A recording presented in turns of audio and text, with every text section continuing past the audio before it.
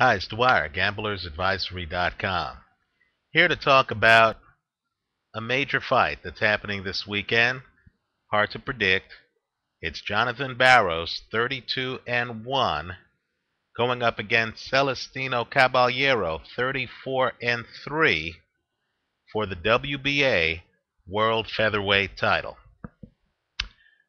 Let's jump into it, but before I do, just remember, the opinion you should follow should be your own.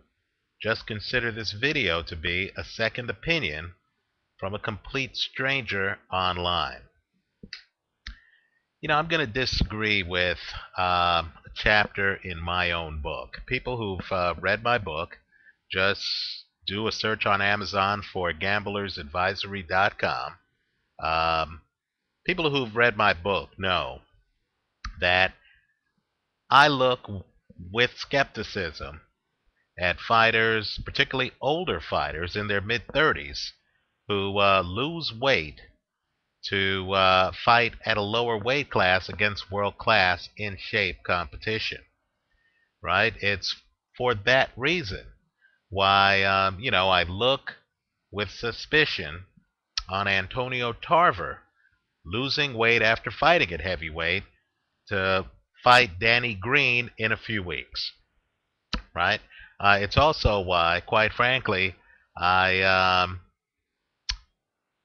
picked both Floyd and Manny Pacquiao to beat Ricky Hatton, because I knew that Ricky Hatton, between fights, would skyrocket in weight. In the book, I believe I talk about the Ray Leonard-Roberto Duran rematch. Duran apparently had to lose dozens of pounds to make weight. Not surprisingly, that rematch was the famous No Mas fight.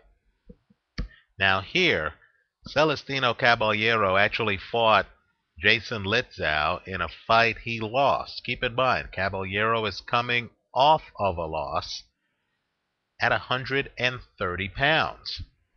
This fight is actually at 126 pounds. Now, while 4 pounds doesn't sound like a lot to the average person, 4 pounds to a 126-pounder is quite a bit of weight. And Caballero, I believe, is in his mid-30s. I believe he's 34. Now, all of that said, I'm going to violate my own rule, and I'm going to take Caballero to win this fight, because I believe that more important than weight is the fact that styles make fights. And here, I believe Jonathan Barros is made to order for Celestino Caballero. Barros is a mid-range hooker. In other words, he likes to stand right in front of you, about mid-range, not too far away. He's not Yorkis Gamboa, who we lost to. Right? He likes to be right in front of you. He has a big punch. He likes to mix it up with you. His style is exactly the kind of style that a counterpuncher like Caballero can go to school on. Caballero has an excellent jab. Caballero knows how to use height.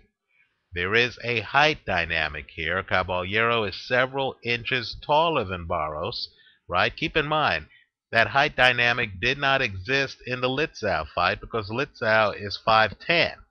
Right here, Caballero should have a 3 to 4 inch height advantage. He fights tall. He's going to be using Barros's aggression against him.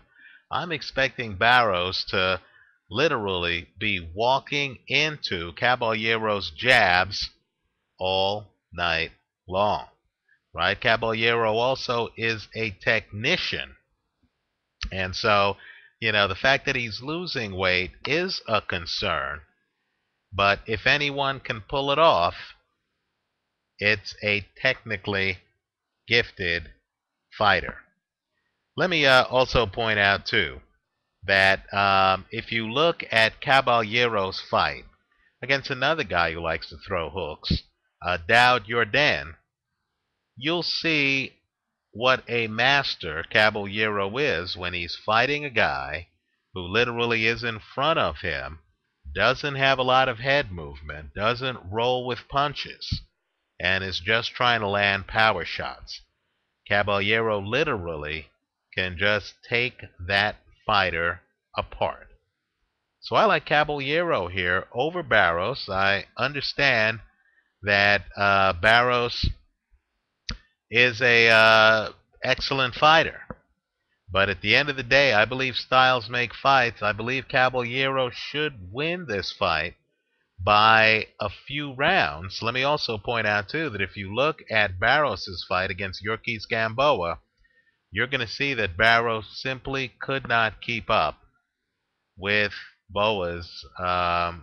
Gamboa's foot speed. Gamboa would step outside, Barros couldn't follow him. Then Gamboa would come inside. He was able to time Barros. He was able to throw combinations. Then he would back out. Barros, unfortunately, just doesn't have quick foot speed. I would argue that his foot speed is average at best. And I don't believe his power carries with him. In other words, he doesn't strike me as the kind of guy who could start outside, leap in, and have enough coordination to land power shots on the leap.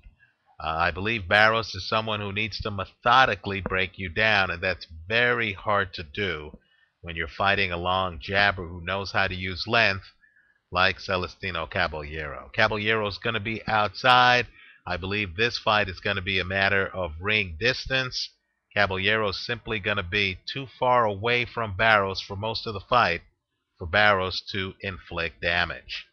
So in this hotly contested matchup between two pretty evenly matched fighters, I have not looked at the line. You should look at the line and make your own decisions. I like Caballero in this one, even though he's in his mid-30s, he's losing weight, and he just suffered a debilitating loss. I like Celestino Caballero. Let me know what you think.